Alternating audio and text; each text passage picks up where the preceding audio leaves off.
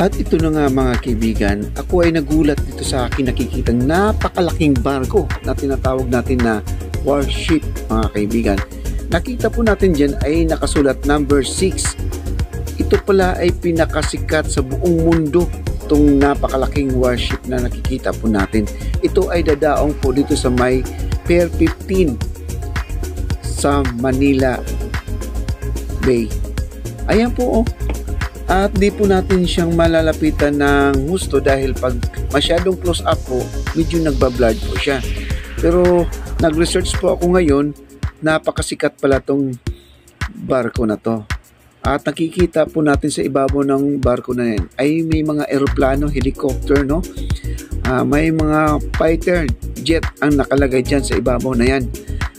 Ayan po, ito ay barko ng US mga kaibigan. At panoorin po natin ito.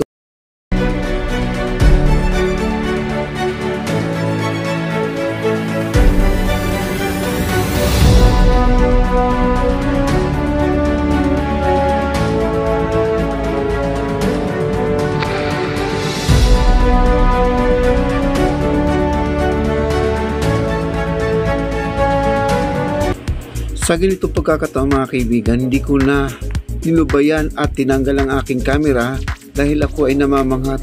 Napakasikat pala itong barko na to. Number 6, ang sabi ko, ano kaya itong ibig sabihin ng number 6? Nag-research ako. Grabe. Napakalaking barko po. First time ko na nakita dito sa Manila Bay na dumaong po na ganitong klaseng barko. Ayan po, tunghayan po natin kung gaano po siya kalawak, kalaki. Makikita po natin ang kanyang size, kung kailan siya ginawa. Ito yun, panoorin po natin.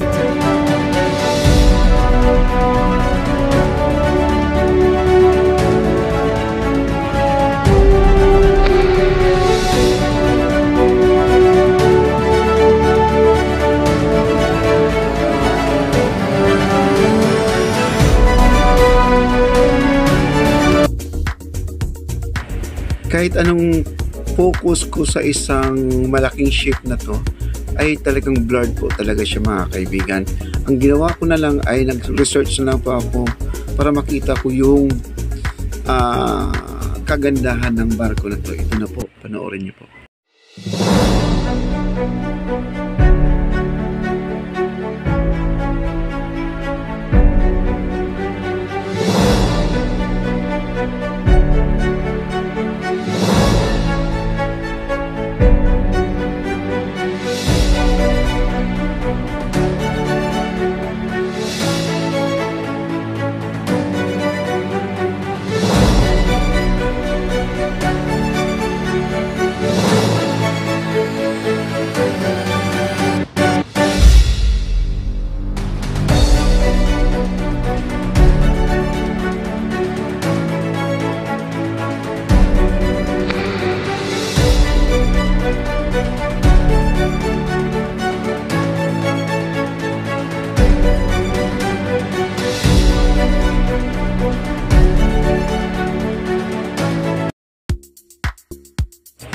Pagkatapos natin pinapakita ang background at ang hugis ng barko na yan, ay pinakita ko sa inyo ang nandito lang po sa tapat ng Dolomite Beach.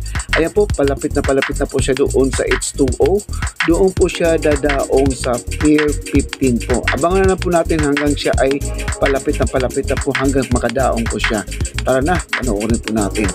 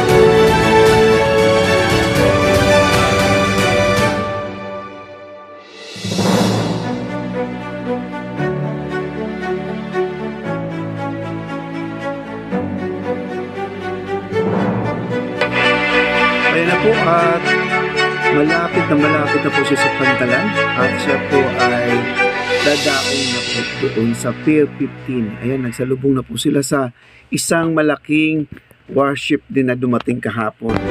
Kaya po siya ay papasok na po doon sa loob. At sa tingin ko baka hindi po siya magkasya sa sobrang laki po niya, mga kaibigan. Yan, hindi ko talaga siya nilulubayan hanggat po siya ay nakadaong dito sa Manila Bay. Maraming salamat po sa mga tumututok dito sa ating video. Napakaganda po itong barko nito. Ayan, nakikita nyo, number 6. Ayan, maraming salamat po sa inyong pagtitiwala sa pagsubaybay dito sa ating video kay Papa D Channel. Maraming salamat po sa inyong lahat. Bye-bye!